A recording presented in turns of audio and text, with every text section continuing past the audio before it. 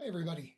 Welcome to this Logic event, looking at what has happened in the Canadian economy over the last quarter, looking ahead to what to expect over the next quarter. I'm David Reevely. I'm an Ottawa correspondent for The Logic. We'll be joined by a couple of my colleagues pretty soon. If you're new here, thank you. Glad you've joined us. If you've been a long time Logic reader, thank you also even more. Thank you for joining us even earlier. We're glad you're all here. If you have been reading the Logic and have been thinking that maybe members of my team should also be reading the Logic, first of all, yes, you are right. You are absolutely right about that, and we can tell you what to do. You should contact Armida Marufi, who's our corporate sales person. Her information is in the chat, and she can set you up. So my colleagues, Kevin Carmichael, who is our macroeconomics, broad economy, big picture expert based in Montreal, and Laura Osman, one of my fellow Ottawa reporters, will be talking about the Carney government, what Donald Trump has meant for Canada, and what to expect over what could be a long, hot summer and into the fall. We'll be talking about some of the biggest news stories and what to expect in future developments. But before we get to that, I want to acknowledge Desjardins, which is the sponsor of this event. It's why we are able to have it. And we're going to hear from Randall Bartlett, who is the Desjardins Group Deputy Chief Economist, whose wisdom I've been able to tap a few times for stories. And he's always been extremely helpful. And a couple times he's killed stories as well by telling me, that's not a thing. And you never find out about that, but I'm even more grateful for that kind of help. Randall? Thank you very much, David. And before I begin, I wanted to take just a brief moment to thank the team at The Logic for this terrific opportunity. I've had the chance to interact with David, Laura, and Kevin many times over the years, and I've always appreciated their thoughtful insights. I'm sure today's discussion will be no exception. Now, to say 2025 has been a year of tremendous change for Canada would be a gross understatement. The confusion created by the current US administration in many areas of global affairs has exposed the significant vulnerabilities that come with being overly dependent on a single country. Alliances are realigning as a result, and the role of the United States as a trusted leader in guiding the global economic order has been turned completely upside down. Canada has long prided itself on being a trading nation. But are we truly a country that embraces global trade when most of our wares are sold to a single customer? Or is it instead a relationship of dependence? Indeed, much more trade flows from north to south than it does from east to west in this country. That has left the Canadian economy exposed and vulnerable to the whims of changing US administrations, both for good and for ill. But the ease with which we could trade with our neighbors to the south made doing so irresistible. So much so, in fact, that many regulatory barriers to commerce were allowed to be built within our own country. This made it easier to trade with the US and Europe than it did for Ontario to trade with Quebec. Made it easier for Alberta to pipe oil to Wyoming than to the West Coast, and made it easier to source critical minerals from the Congo than from Kenora or Kitimat. But the times, they are changing. The existential economic threat posed by the Trump administration has jolted Canadian leadership awake, and none more so than our political leadership. We had a federal election this spring that was won on the Trump ballot question. Since being elected to office, Prime Minister Carney has moved fast. The time between announcing and enacting federal policy has gone from glacial to a gallop. Since April 28th, the Government of Canada has introduced legislation to bring down the federal barriers to internal trade, expedite the process of building infrastructure projects deemed to be in the national interest, and significantly ramped up defense spending. At the same time, personal and business income taxes are being reduced, while the federal sales tax on select home sales is being eliminated. And not to be outshined, provincial premiers are actively working to reduce impediments to interprovincial trade while supporting local industries and finding more diverse markets for their products and services. All of this is being done in the name of accelerating Canada's economic growth while recognizing the economy is likely to be less integrated with the US in the future than in the past. However, Canadians wouldn't be blamed for having some skepticism. Take infrastructure as an example. The 2015 federal election was won on a platform that included massively investing in Canadian infrastructure, which ultimately fell short of its stated ambitions. More recently, the Building Canada Act gives the federal cabinet the authority to decide which specific projects it deems to be in the national interest, and are therefore eligible for an accelerated process of approval. However, several news headlines have since reported criticism of the proposed bill, ranging from the unclear criteria for selecting projects to the need to respect the duty to consult with Indigenous people and provincial leaders. Excuse me. But if the federal government is looking for advice on how to execute effectively on its infrastructure investment plans, they can find it in our recent report on the topic. Canada's commitment to significantly increase and accelerate defense spending to meet its NATO commitments is also a sea change in the promise and pace of policy. Enormous investment in military infrastructure, equipment, and R&D is expected, along with a substantial increase in the number of personnel and their compensation. Our analysis published last week suggests that the economic benefits could be substantial if the federal government is successful, but there are meaningful challenges ahead. And none of this is going to come for free. Deficits will be larger and debt will be higher because of these policies. However, the federal government has opted to push the publication of its financial forecast to the fall. Only then will Canadians know the true fiscal cost of these ambitions. Thank you.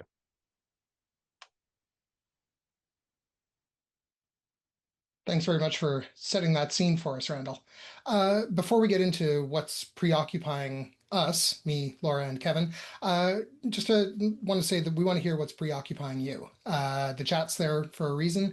We want to be sure to talk about the things that you want us to talk about. So please ask questions. We'll thread them in as best we can. Try to make sure that we cover the stuff that's of interest to a lot of people. But to kick us off, Kevin, Donald Trump has been president for just over 5 months. He's been rocking the Canadian economy for something like 7 from when he was still president-elect and promised big tariffs. How are we doing? How are we holding up? I'll give you a relative answer. Given where a lot of our heads were at 6 months ago, 7 months ago, David, we're doing pretty well since at the start of the year or towards the end, there was a sense of catastrophe everywhere you looked, and that went on for a while. But as we start to look at some of the data coming in from that period, you see that all that uncertainty and all that turbulence notwithstanding, from the 30,000-foot level, things are holding up okay. What you saw was companies rushing to get ahead of the tariffs. That built up some cushion.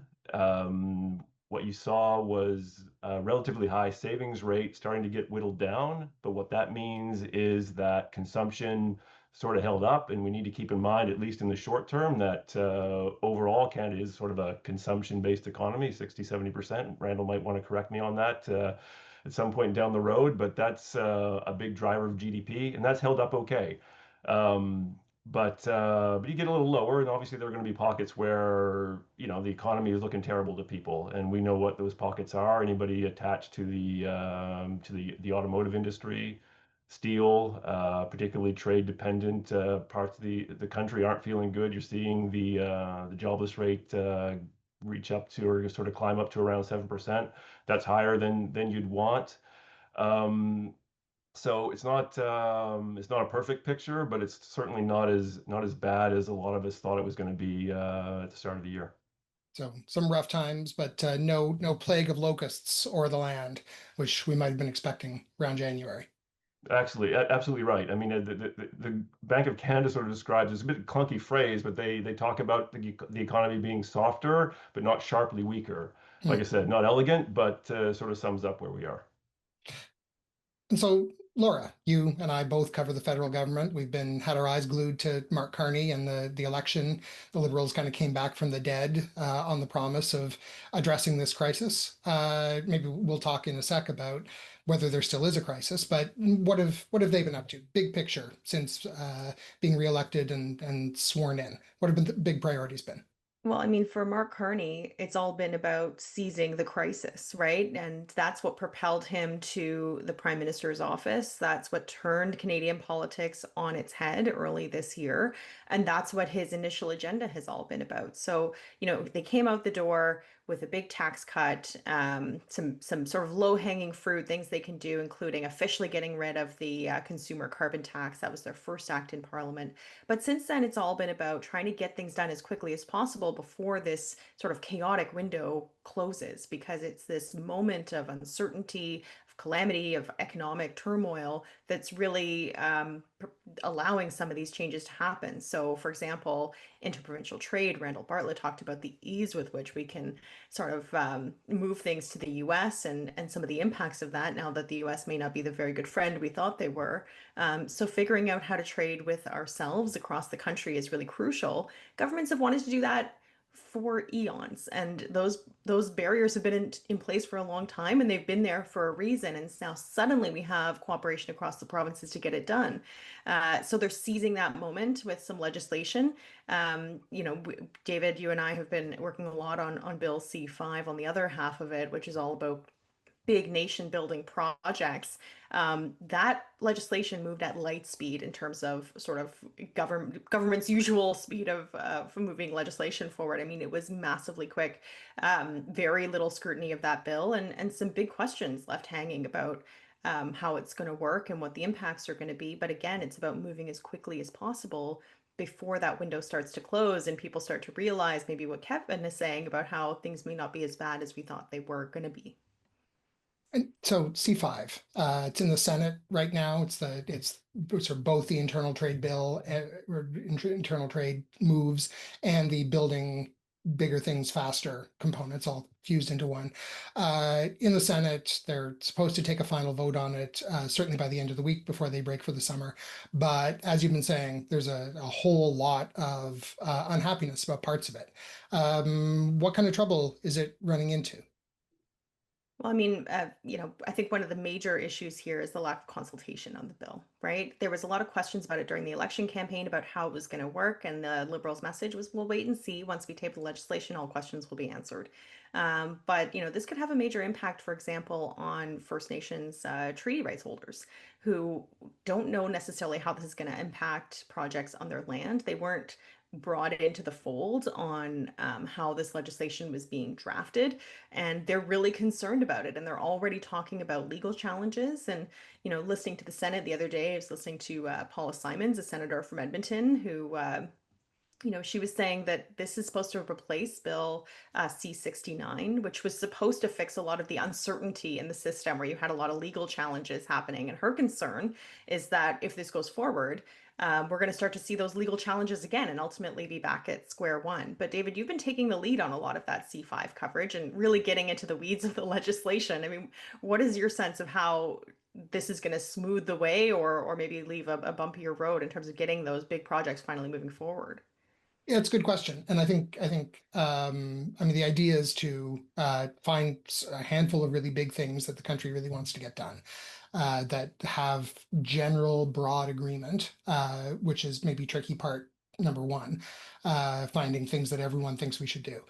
And simplify the regulatory process. And I've been talking to some proponents of large projects for a forthcoming story, and hearing about some of their complaints, which is you have these multiple regulatory systems, and the one over here that deals with environmental issues, one over there that deals with Indigenous consultations. Fisheries and Oceans gets a say, depending what it is. Natural Resources gets a say. Provincial governments get a say.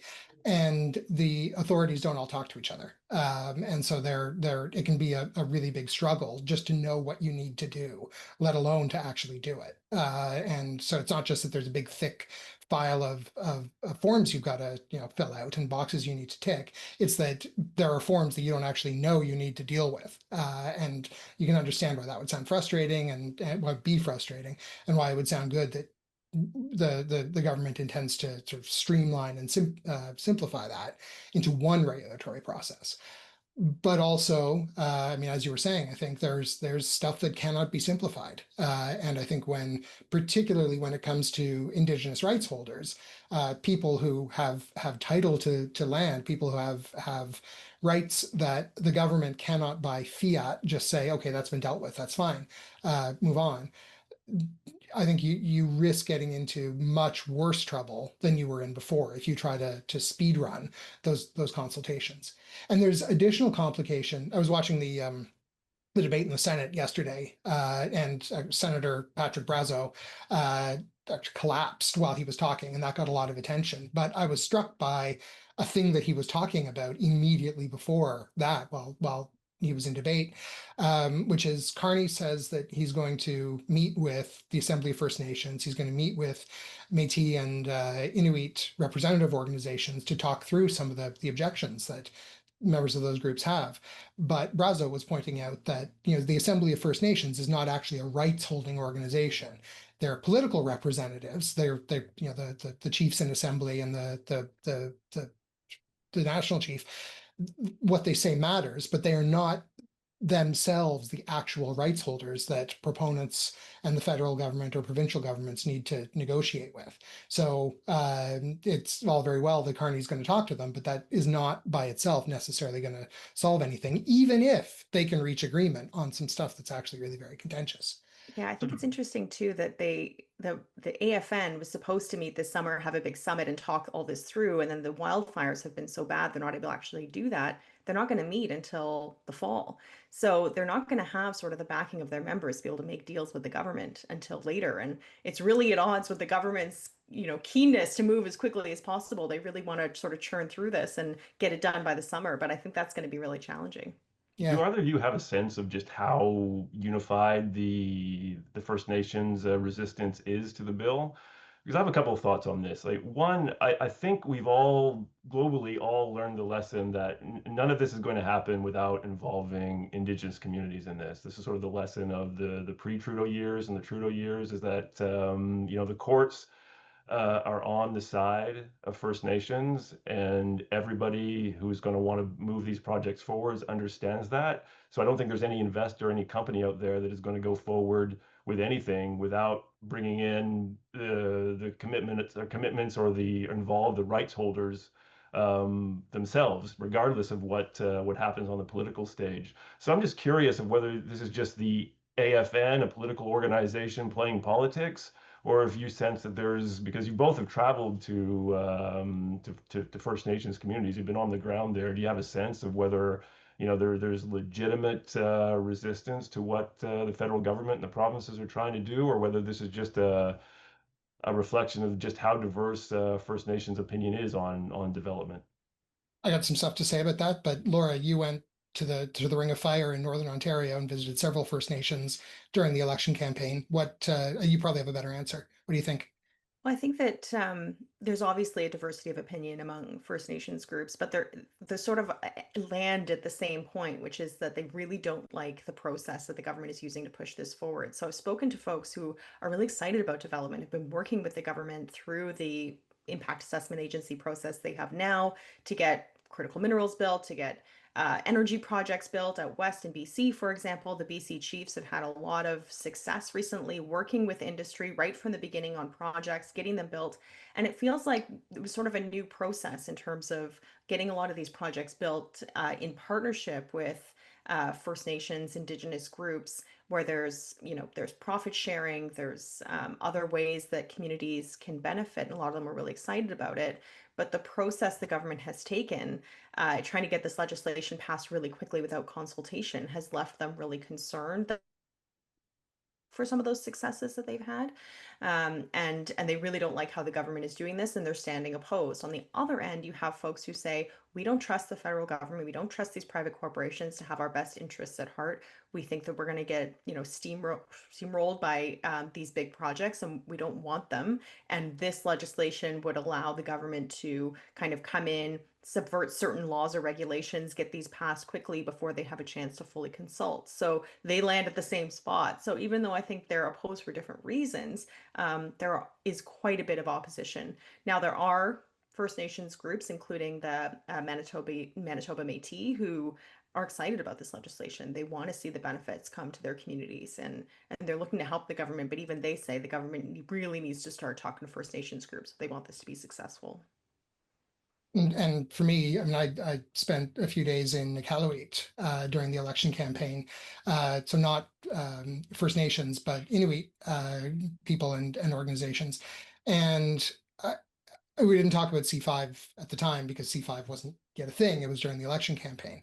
But I think there is genuine excitement and genuine interest in getting some big projects completed, and desire to take advantage of this moment where Canada is interested in both economic development and asserting sovereignty in the Arctic, and an argument that these are essentially the same thing. That if you want Canadian sovereignty asserted in the Arctic, then people need to live there and work there and be successful there. And you do that through economic development. One thing that has stood out to me, dealing particularly with Nunavut, is the premier and Nunavut Tungavik, the rights holding organization, put together a list of very specific projects. Here are our top 4 things that we want the federal government to support and that we want money for. One of them comes up in a lot of these First Ministers meetings and so on, and that's the Grays Bay Port and Road project, which is sort of in Western Nunavut and would open up the road to the south, because Nunavut doesn't have one, no road connection to the rest of Canada yet. And would there be a port on the Northwest Passage, and it would open up very rich mining territory. And there's a sort of fishing oriented port, and there's a power dam and a couple of other things. But you compare Nunavut's list, which is really clear, this project, this project, this project, to what you get from even Ontario, where there's, I think, one really concrete thing, and that's a tunnel under Highway 401, which is a Doug Ford sort of pet thing. And then after that, stuff gets vague. It's support for nuclear projects, but not like any particular nuclear project. Support for development in the Ring of Fire, but not this road, that mine, this power plant that would serve mining interests. And some provinces, if they have lists, they haven't shared them publicly. Went to some trouble to actually try to compile all these things, so we would have a reference list. And a lot of it's actually pretty vague. So figuring out what is going to make that list is not been easy. Kevin, a question I have for you. Like, you talk to corporate leaders maybe a little more than I do. How is this like move to accelerate the government's activity playing in corporate Canada? I'm going to answer that question in a second, David. I have one thought to sort of finish up the conversation we were having about the sort of apparent clash between Indigenous interests, I'll say, and what the federal government's trying to do. I mean, I think there's lots of incentive there to find a path to make this work and to make this work smoothly. All that we've seen happening around First Nation development, even before Trump came back, this time a year ago, that was like when we're in the middle of the productivity crisis and trying to sort that out. To me, the chance for First Nations development and all the money that we were seeing coming into those communities because of these various court decisions going in their favor was a real positive for Canada. You made us sort of unique in the G7 in that we have, if I don't want to overstate it, but it's in some ways we have this sort of emerging market within this sort of older, slower, staid G7 advanced economy. That's maybe doesn't say a lot because that we've allowed this sort of situation to build up over the decades. But what it does mean at this moment is that we have a lot of propulsion, a lot of opportunity to do some fast growth that should offset what's going on the other side. So all that to say is that I think, yeah, we're seeing some political friction at this point, but I just have to feel like there's lots of incentive out there for everybody to find a way to make this work without us dragging into the fall, into the winter, or even into next year, like we've seen so often in the past. Now, David, to your specific question about how corporate leaders are viewing this. Look, I suppose to a certain extent, like First Nations, there's not a lot of trust in the federal government and other governments right now, given what they've seen over the last decade and frankly even 2 decades. I mean, there's been lots of policy whiplash, not a lot of political commitment to a specific path. That's made it hard to make long-term investments in Canada. So what I see now is some how to put it? I mean, it's not skepticism. I mean, people are, I think, genuinely excited about what they're seeing coming out of a Carney government, or coming out of the Carney government.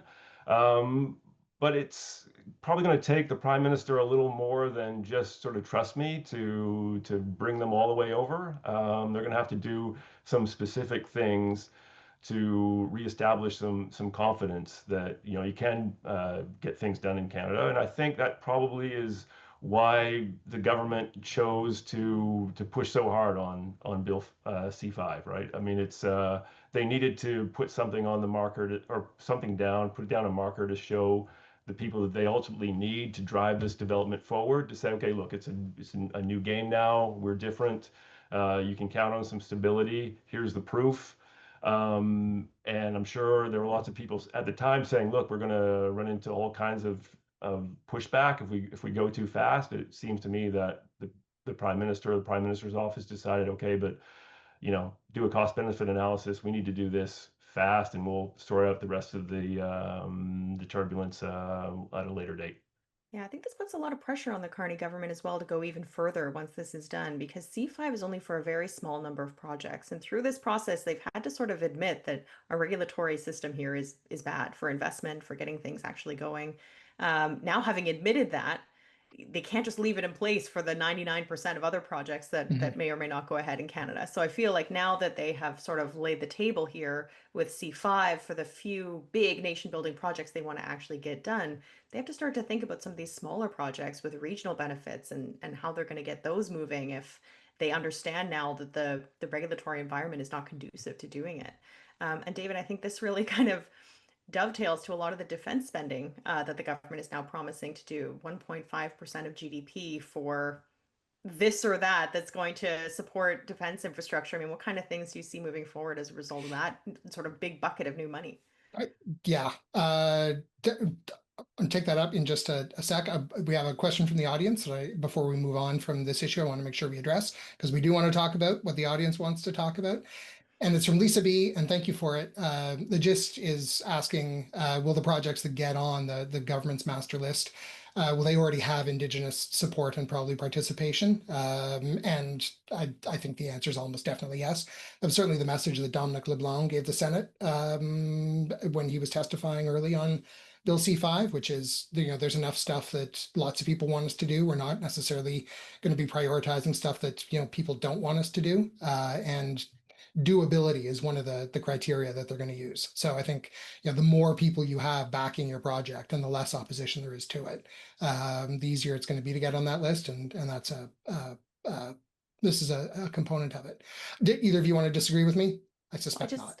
I think the caveat is Alberta and the prairies asking for a pipeline, right? Yeah. That, like, in terms of national unity, this is the one thing on their list, and there's no proponent coming forward to do it. The criteria that the government has set out does not support the idea that there's going to be a pipeline on this initial list. But I think the prairie provinces and the premiers are going to be pretty upset if there isn't one. And there's opposition from other provinces as well. So I think it's just a question of how much the government wants to try to appease those premiers and those provinces in terms of trying to move one of those projects forward, which is going to be a much tougher sell than the ones where both the provinces, the proponent, the communities, the First Nations are all sort of in agreement, which is the ones that they're going to be looking to first. Yeah, Alberta wants a pipeline to Prince Rupert that BC basically does not want, or potentially through Quebec that Quebec probably doesn't want. So that's definitely going to be a toughie. Yeah. Defense. You asked about defense. Yeah, I mean, so Carney yesterday committed to spending 5% of GDP on defense and defense related things, of which 1.5% within that 5 would be on sort of defense supportive things. So not the actual military, but things supporting the military. It's a ton of money. It's like tens of billions of dollars year in and year out. Although the government says, the Liberals say that actually the 1.5% is going to be the easy part, because it's going to be stuff like critical minerals infrastructure and cybersecurity and a bunch of other stuff that they had sort of intended to do anyway. The harder part is going to be the actual military spending, staffing up and buying equipment, which we have historically not been good at. And I think Carney wants to fix that, but I think Trudeau wanted to fix that too. And Stephen Harper wanted to fix it. And it turns out not to be easy when you're spending billions of dollars on some, a fleet of planes or a bunch of ships and so on. Everybody wants a piece of that, and it's really difficult. I want to talk about the people who are getting this done. And I'll put this question to you, Kevin, the current Montrealer. Carney is surrounding himself with some interesting guys, virtually all guys. I'm not the first person to notice. What do we take from the people who are constituting his inner circle? First of all, who are they, and what does that tell us about how he wants to run things? I'll take a stab at this, but I really want to hear what Laura thinks. Who are they? I think, honestly, at the risk of being overly glib, I think these are the people who think they are willing to work with Mark Carney. I have been around him. I don't know him. I know him a bit. I don't pretend to know him personally, but I've covered him because I've covered the Bank of Canada for the better part of a couple of decades. Everything you hear is he's a tough guy to work for. He's a demanding person. He expects a lot of himself, and he expects the people around him to keep up. There's, there, given sort of the tired state of the federal government toward at the end of the Trudeau years, there probably wasn't a long list of people who were ready to put up their hand and go to war with a general like Mark Carney. Um, and nor would there would have been people with the experience required to do what he wants to do.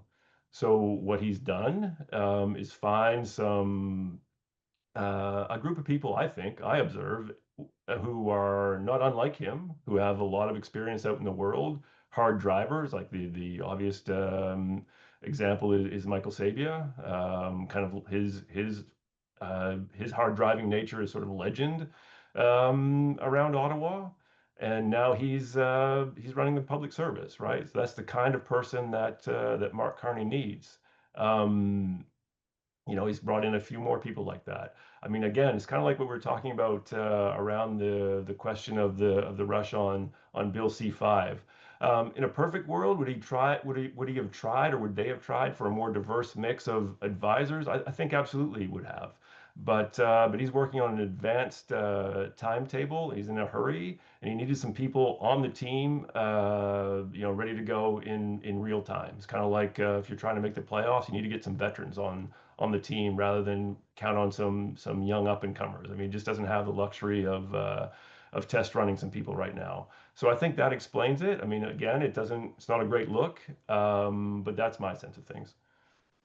Yeah, I think there's been a bit of a culture shock in the Prime Minister's office. I mean, from Justin Trudeau, who had a very sort of relaxed demeanor, a lot of these relationships were built on, loyalty and so on, and political expediency as well. And there's a lot of emphasis on gender balance and regional balance and all these kinds of things. Mark Carney's kind of come in, like kicked the door down of the office and said, we're going to get some things done.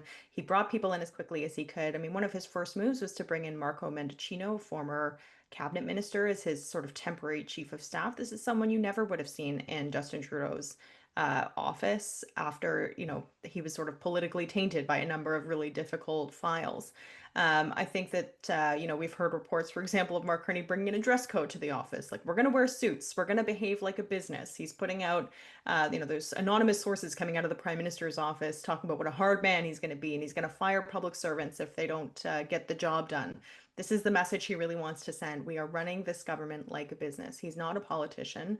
That very much comes across in the way that he works, in the way that he speaks to us, the media, in his sort of public presentations. And I think that that's sort of his focus right now is being results driven. And so bringing in Michael Sabia, somebody who's going to behave like a business person, but who also understands the machinery of government, was a really smart move. And I also think, given that he's not a politician, he doesn't necessarily want to talk about the deep politics of a situation. He wants to talk about results. He's surrounding himself with people whose opinion he respects and trusts. And that's probably a good thing, especially if they have some kind of former experience in government like Sabia does.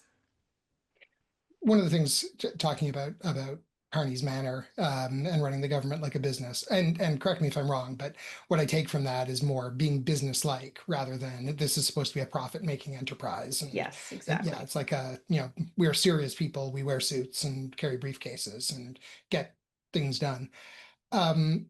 Carney's, I mean, he's been real change from Trudeau in press conferences, which is basically how we get to see him most of the time. For one thing, he's on time, Yes. which is, This is a Trudeau. culture shock for us, It's huge, particularly. yeah. You got to be there because he's going to be there. And I mean, the Bank of Canada, the few times I've covered things there, I feel like he gets that from the Bank of Canada, which starts like within 5 seconds of the time that they say they will. Um, he will, Carney will explain his thinking like until the cows come home. Why are you doing this? What is this supposed to achieve? He will until his staff pull him away. He'll go on that. But if you challenge him on his sort of his motivations or whatever, which we saw quite early, he does not like that one bit. And I can see that being kind of difficult to work with day in and day out. I can what he's what of the Bank of Canada, what of the international economist do you see in his style? I'm wondering. That's who he is. He is. I see it every time he speaks. He talks the same way he did as he did when he was at the central bank, and when he was at the Bank of Canada, he very much, relished that role of being one of the bigger, obviously not the biggest, and not in the group of central banks that the world ultimately cares about, but still a G7 central bank, and he took full advantage of that role to involve himself in all that was going on in the world. Excuse me. And that's who he is. And you see that come through in how he thinks about Canada. And I think that's interesting. I mean, he thinks about Canada as an active player in what's going on in the world. So you see that experience that experience come through as he sort of assesses the situation. It's no, it's definitely still who he is. Should we pivot? Should we move on to how the government is handling things like, I don't know, companies that are not giant automakers or the steel industry? Laura, you've been digging into some of this, so I want you to talk about it a little bit. Our core of our core audience is tech firms and startups and scale ups and so on. What kind of movement has there been from this government on the things that matter to that community? Yeah, I think one of the features of this government is that they have like one or two really big things that they want to do. And a lot of the peripheral stuff is kind of falling away, at least from the big headlines, the big moves they're making. So we're really not hearing a lot about how they're going to foster startups and scale ups or, talking about some of the unique programs that benefit those companies, like the Strategic Innovation Fund. I mean, that's just not things that the government are talking about right now. What I am hearing is behind closed doors that community of businesses is pretty excited about what they're saying sort of in closed door meetings with them, that even though they haven't put anything on the table, for example, we've had the Council of Canadian Innovators calling for an overhaul of the SIF fund for a long time. That's not what they're talking about right now, but they are listening in a much more engaged way than they were in the past. They seem to be in this like let's get things done kind of mode. It seems to be infecting folks, and so I think that is really energizing for a lot of those companies. And one thing they are doing that I think is really exciting for a lot of companies that have been looking for opportunities from the government is that they are looking at procuring a lot more from small and medium-sized Canadian companies, sort of moving into more Canadian tech in the government. There's pitfalls to that. One of them may be cost. Another is that it's really hard for small, medium-sized Canadian companies to compete with the economy of scale of Amazon Web Services, Microsoft, these kinds of folks. But at this point, the government seems willing to take those trade-offs in order to give the business to Canadian companies for a few reasons. One is, data and tech sovereignty is really important to this government, given our sort of fractious relationship with the United States and the vulnerabilities that this like brief interlude with Donald Trump and the 51st state talk has kind of revealed. And the other is that, this is one way that they can start to support these Canadian companies without having to do subsidies, which is, I think, given Mark Carney's kind of moving the government sort of more to the center right than we've seen from the Liberals in the past. I think this is a move that he in particular supports. And they're also looking at efficiencies, but when I spoke to Melanie Joly right at the beginning of her sort of new term as the industry minister, she said that was the marching order she received, is to get rid of red tape, make it easier. The super long application forms that take businesses forever to fill in and these really cumbersome processes need to go. We need to make things move faster. And so even though I think we're not hearing about, big announcements necessarily from the government, I think behind the scenes, the machinery of government is going to be moving more smoothly to the benefit of some of these small, medium-sized companies. And that is really exciting to them at this point. Again, they've heard these things before. They've been excited about the Liberals before and ended up, in their view, disappointed with the results they've seen. And so I think it's sort of a time will tell situation. But for now, it's really encouraging. I'll riff on this a bit, and I might be able to pull in an answer to Royce Mendez's question about Keystone, which is an interesting one. So Royce asks, like, why not go back to Keystone XL? For again, it sort of obviously it reflects on the conversation we were having earlier about the certain friction that's there to do these sort of certainly to do a pipeline and maybe some of these big projects. You could probably theoretically anyway, do Keystone easier than try to put a pipeline through BC or Alberta? Maybe. I think we should remember that a lot of the resistance to Keystone wasn't necessarily on the Canadian side. There's lots of resistance to Keystone on the state level, Indigenous level in that part of the world, and which is probably in the end more important than whatever resistance was coming out of the Obama administration. But let's think back to the mandate or to what's driving everything that Carney's doing. He has a mandate to take a very different nationalistic, maybe nationalistic isn't the right word, patriotic approach to nation building and to economic policy, I guess is what I really wanted to say. So that's why I think that Keystone is off the table, because part of the story around nation building is to lessen our dependence on the U.S. And so I don't think anybody in Ottawa or frankly even Alberta, maybe it's a bit different from their vantage point, but obviously Ottawa would have the ultimate say. I don't think there's a mandate to to deepen our dependence on the U.S. I think the governments only have a mandate to go east-west in some way. So I think that's ultimately why Keystone wouldn't happen. But within all that, so this nation building story is going to drive a lot of domestic development and demand that we haven't seen. And I think that gets into what Laura, what you were saying about procurement. I think that's very important. Um, I think, as I understand it, I mean, procurement seems obvious, but there was always some hesitancy, right? I mean, there was like, for two reasons. Small businesses, Canadian companies probably don't have the track record to deliver. And there's the old saw about you're never going to get fired for signing on with IBM. Well, one of the reasons you sign on with IBM because they probably can give you a better price that's going to make it easier to balance your departmental budget. And that's important because for a long, long time, we've kind of had this idea that we need to have balanced budgets at the federal level, or at least very small deficits, despite what we might think sort of or sort of coming out of the Trudeau years. I mean, even Trudeau, which is sort of grabbed this reputation as a profligate keeper of the public purse, compared with Europe, or never mind what's going on in the U.S. I mean, we're still pretty miserly up here.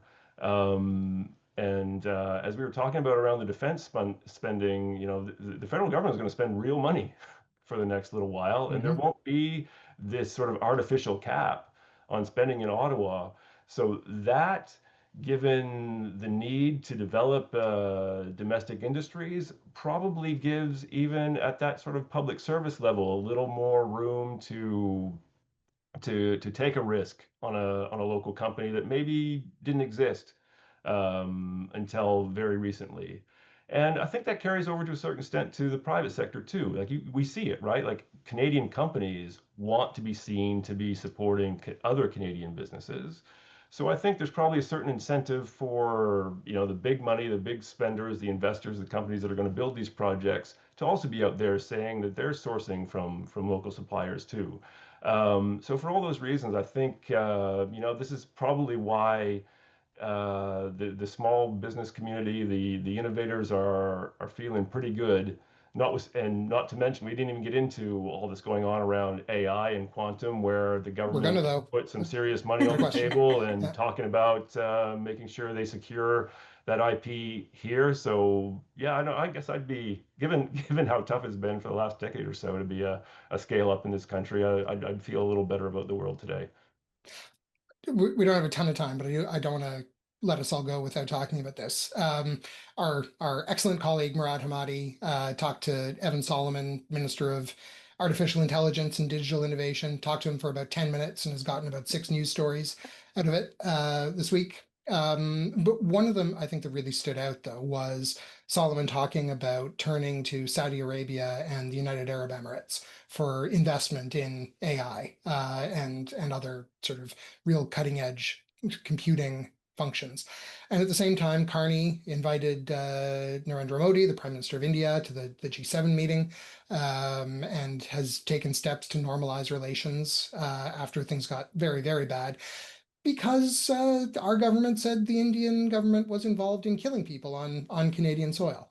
So, Laura, how do you see the government balancing its need to make friends that are not the United States, because the United States turns out not to be as good a friend as we thought, with the idea to stand up for Canadian values, including, while you're dealing with regimes that don't necessarily hold I just said regimes, there's a value judgment in that, dealing with other countries that do not necessarily share all the values that Canadians do. How are they going to do it? It's a real tightrope act that they're trying to achieve. And I mean, Justin Trudeau had a very different take on India in particular. I mean, I think it was last Thanksgiving that we were all pulled in on a Thanksgiving weekend. The RCMP did a big press conference on Parliament Hill to talk about how there was a coordinated effort with the involvement of the Canadian government to extort Canadians in The Indian Canada, government, yeah. the Indian government, to murder potentially Canadians in Canada. They didn't give a lot of details, but it was very disturbing and unusual. And certainly Justin Trudeau behaved in a way that suggested that the Indian government was, more or less an enemy of Canada. And so this is a huge about face for the government now to try to do in terms of, thinking about India as the 5th largest economy in the world, someone we want to trade with who's not the United States. And a real anchor in that part of the world that could really sort of open other doors for us economically. And so what they've said is that, we're going in eyes wide open. We're not going to take any unnecessary risks here, but we need to think about the economic opportunities. They're starting to regularize relations with India, and they've said the same about other parts of the world as well. There are questions about whether these are folks that we necessarily want to partner with, especially on really sensitive industries that involve Canadians' data sovereignty. This is going to be a very difficult line to walk, I think, for this government, and they're kind of they're not necessarily treading carefully at this point. So I think there could be stumbling blocks along the way, certainly. And if it turns out that there have been further crimes committed by India that come to light, I think Mark Carney is going to have an answer ready for exactly how he plans to handle this. I will say they've said, they're working together and on in terms of police investigations and that sort of thing, and that's what's opened the doors to these relationships, particularly with India. But I don't know. I have big questions about how this is going to sort of go forward when India's been rather unapologetic about some of the things that have been reported here in Canada. Yeah, I have big questions too. I think though it shows that I think it shows how seriously the government is taking this idea of trade diversification. We can sign trade agreements with, I don't know, Latin American countries or the smaller Asian countries, or do more partnerships with Europe all day, like for the next 2 or 3 years. There's just not enough growth there to offset the magnetic pull of the US. So that dependency will continue. The one possible path to actually getting some offset to the US is India, because of its size and because it's still a fast growing economy. But yeah, look, it's super difficult. I have mixed feelings about that approach, but I think it says something about where the Carney government is ranking things right now. And that's a good point you made, Laura, about, if we learn more about what India's been up to, I mean, that might change the balance a bit, but I guess where we're sitting right now, I think it shows that, the economy and diversification and nation building is the lodestar for this government. And so if that's your lodestar, you if you can, you need some help from India to be able to do that. So we got to wrap up, but we're gonna do a quick, like 2-3 sentences, I think, from each of us, and I'll go first. But what you're going to be looking for over the next 3 months over the summer. I'll go me, Kevin, and then Laura to bring us home. We've touched on this, I think, in a bunch of different ways, but how Carney actually manages some of the very difficult files that he has told everyone that he is going to manage. I think that's really going to be the story. I'm foolish to predict the future this way. It's going to be one of the stories of his prime ministership. All these obstructions, all these difficulties, they don't exist for no reason. And he says, we're going to get this sorted out. We're going to do stuff at a rate that haven't done it since the Second World War, and maybe never. But how do you deal with all these competing interests and all these genuinely held beliefs about, not mining in ways that damage the environment? That's one example, and there's a whole bunch of them. I think and he's going to have to start doing things, particularly over the next few months, that are going to show us how that's going to work. Kevin, your turn. What are you looking for? What am I looking for? I guess two things. I'm talking my book on both. Quick on productivity. We've got the Resilient Canada series going. Mhm. I don't know if it's good timing or bad, but suddenly that productivity crisis, I'm still a crisis. I'm going to stick with that. But suddenly productivity has been growing over the last couple of quarters. So maybe something interesting is happening there. So I'll be trying to sort through that over the second half of the year and see if maybe we've taken a turn for the better. And then, of course, what's going on with the Bank of Canada is a really interesting debate going on right now around Bay Street and those of us who pay particular attention to monetary policy. There's a real split. There's a group of people who think we need a couple more cuts to get through everything we're facing. But then taking us all the way back to the start of this conversation, there's a substantial group of people who think we're actually doing, okay, and that the Bank of Canada might have to or might be better off to leave rates where they are because there's a certain amount of inflation pressure out there still. And yeah, so it's going to be really interesting to me. I wonder, I guess, because we've been through so many of these crises that Bank of Canada and other central banks have been forced to go out and try to fix by dropping rates to zero, and then sometimes doing even more than that. I wonder if there's now a reflexive action that Bank of Canada needs to cut rates as soon as things go bad. I just wonder if they might decide that they can just hold steady for this time. It's interesting. I'll be trying to sort through that too. Laura? Well, I'm going to be watching the political shift that's going to be happening over the summer with the return of Pierre Poilievre making his big comeback after losing his seat in the last election. Mark Carney's been moving at light speed, but he hasn't had a permanent opposition leader in the House to kind of put up any roadblocks or offer any resistance. And so that dynamic is going to change after Pierre Poilievre's by-election in Calgary and the Calgary area. And I think that how he prepares that comeback, what tone he wants to take in the House of Commons, whether he wants to slow down Carney's agenda or help propel it further. I think that could really determine the trajectory that Mark Carney is going to be on when they come back in the fall with their new legislative agenda. Love that. To say something that we got through like 45 minutes of discussion around politics and policy, and Pierre Poilievre didn't come up until the very end. That's really indicative of where we're at with the Conservatives at the moment. Folks, we got to go report some news. I have to go see what's going on with C5 in the Senate right now. We know you got to go because you're busy people. Thank you for spending some time with us. Thank you for feeding us questions to make sure that we kept talking about the stuff that you wanted to talk about. Thank you all for joining us. If you are not already a Logic subscriber, fix that. You can find a link to subscribe in the chat or just go to thelogic.co. We got a couple of upcoming events to tell you about. If you're in and around Calgary for Stampede next week, we're going to be hosting an event there. Go see our founder, David Skock, in Stampede wear. It's going to be on July 3rd. On the event's theme is the future of mobility. And there's a link to that in the chat as well.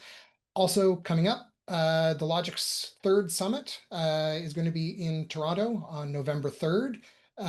We've had two spectacularly successful ones. I'd advise you not to miss this next one. It's a subscribers only thing, and you can still get tickets, but maybe not for all that long. You can register interest also through the link in the chat. Man, chat's busy. If you want to explore opportunities to partner on events like this with the Logic, email our Director of Brand Partnerships, the great Ariel Lepper-Walker, and she will set you right up. We are on LinkedIn, we are on Blue Sky, we are on Twitter, X, and we are always at thelogic.co. David Reevely, Ottawa correspondent. I've been talking to Laura Osman, fellow Ottawa correspondent, and Kevin Carmichael, our economics columnist and editor at large. Thanks very much.